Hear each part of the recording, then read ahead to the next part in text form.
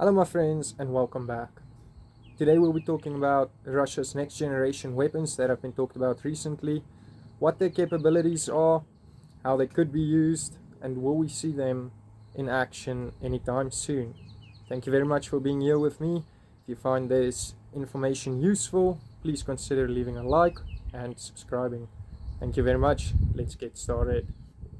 Okay, now this next piece is by BBC News, and I'm not going to read the whole piece. I'm just going to highlight the parts that's important that makes this missile different from other systems. The news article's title is What We Know About Russia's Oreshnik Missile.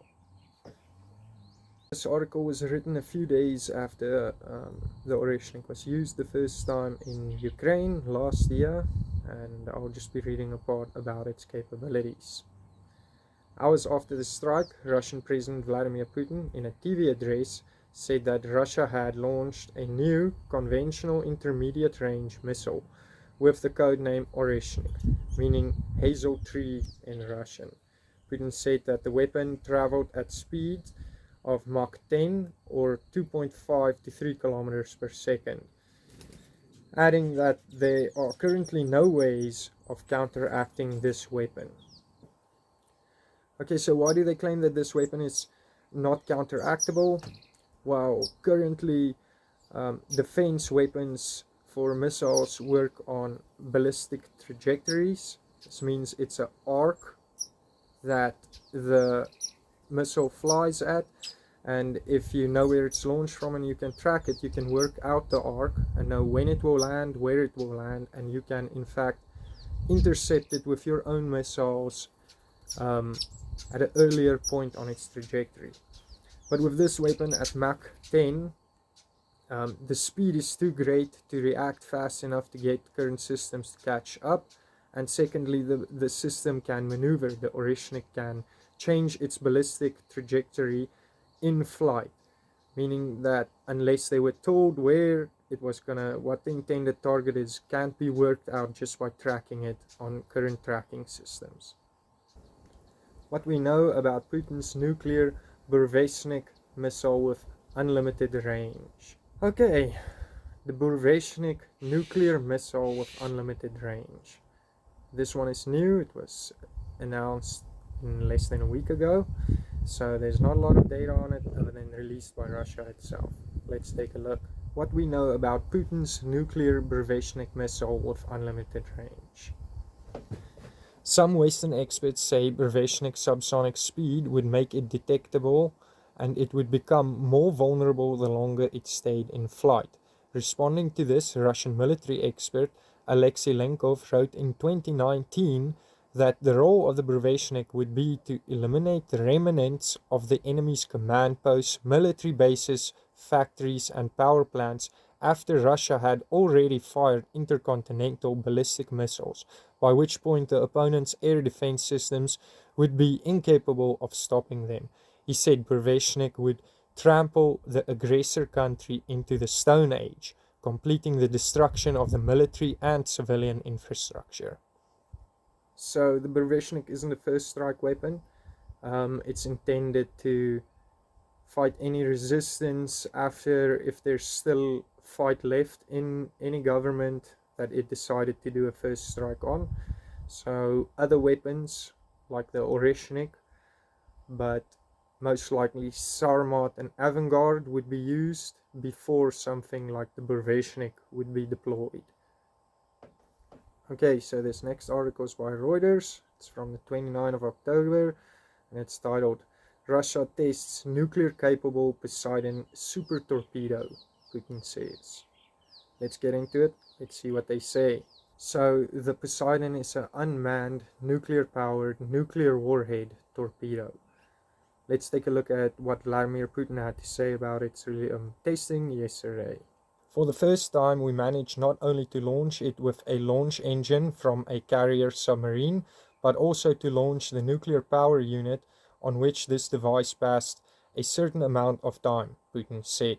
There is nothing like this, he said, adding there was no way to intercept the Poseidon, which analysts believe has a range of 10,000 kilometers or 6,200 miles, and can travel at about 185 kilometers per hour. Putin said Poseidon's power exceeded that of even our most promising Sarmat intercontinental range missile, which is known as SSX-29 or Satan2 in the US. Since first announcing the Poseidon, the Burevestnik in 2018, Putin has cast them as a response to US moves to build a missile defense shield after Washington in 2001 unilaterally withdrew from the 1972 anti-ballistic missile treaty, as well as to. So that's the third Russian nuclear system that was revealed recently to have been tested and going to be fielded soon. Putin announces Russia's Sarmat ICBM to enter combat duty soon. Let's talk about the RS-28 Sarmat, Russia's intercontinental ballistic missile. Russian President Vladimir Putin stated that the Sarmat intercontinental ballistic missile will soon be placed on combat duty. Speaking with veterans of the special military operation, he emphasized that no other country possesses a comparable weapon and noted that while the system has not yet entered service, it will do so in the near future. The first launch of the RS-28 Sarmat took place in April 2022 from Plastic Cosmodrome in 1.Oreshnik region. The new missile system is designed to replace the RS-20V Voevoda, currently recognized as the most powerful silo-based strategic missile in the world. According to official information, the Sarmat can carry multiple Avangard hypersonic glide vehicle. Each Avangard unit is capable of reaching speeds of up to Mach 27, giving the system exceptional maneuverability and making it one of the most advanced strategic weapons developed by Russia. It can maneuver at Mach 27. What more is there to say? Why so many nuclear weapons? Why show it to the public now? Let's take a look at this next article and see if we can't see where these things might actually get used in the near future. Marco Rubio's war, how he ditched a Venezuela pact and opened the door to toppling Maduro. In late January, President Nicolas Maduro and President Donald Trump's special envoy Richard Grenell smiled as they shook hands in the Venezuelan leader's gold-embossed Caracas Palace. The deal they just sealed meant 6 Americans detained in the country would be freed in exchange for hundreds of Venezuelan migrants, whom the Trump administration said belonged to the Venezuelan gang Tren de Aragua. It marked the first time in years that US officials met face-to-face with Maduro, a protege of strongman Hugo Chavez. Maduro is in his 12th year as president after what international observers say was a rigged 2024 vote. Some hoped Grenell's deal would lower tensions between Washington and the Caracas, and perhaps even renew access to Venezuela's rich oil reserves. But the US has drastically shifted gears since that glowing moment at the palace. Instead, experts say Secretary of State Marco Rubio appears to have taken Grenell's place and is spearheading an aggressive campaign to bring down Maduro. So it seems in January that the American president and the president of Venezuela made a deal for a prisoner exchange for some American prisoners, 6 of them for a bunch of Venezuelan prisoners. And yeah, the deal went sour. Now today, what do we see? We see that there's more than 8 US carriers in the Caribbean area surrounding it, and that immense amount of pressure is put on the Venezuelan government. There's been talks of throwing over the government through the CIA, and yes, this seems to be leading to strong tensions. Now, all the weapons we just spoke about belong to Russia, but we have recently heard that Russia has signed a treaty with Venezuela and it seems to be a military defensive treaty. We'll learn more about that and I'll keep you up to date. But yes, if the US attacks Venezuela and Russia defends it, won't that actually be escalation? And my question is to you viewers, um, what if there is no civilians around and the one side has all of these unstoppable nuclear weapons? What if Russia ever decided to actually not care about civilian casualties and decided to use these weapons we just read about? They're unstoppable. Why haven't they done it?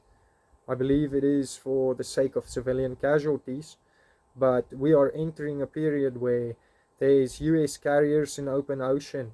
That's a full military target, and we are looking at all of these weapons that have just been mentioned were created specifically to bypass all of these military based targets that the world has invented. What do you think? Do you think that Russia would respond with maybe a nuclear threat? Sarmat with 12 avant-garde hyperglide vehicles. I don't even know if there is 12 US carrier ships. But what can the US do to defend against these new weapons of mass destruction that has been revealed to the world? Viewers, thank you very much for being with me today. I hope you enjoyed the information I brought. Please leave me a like. Please consider subscribing. I will be following these topics in the future. Enjoy your day and God bless you.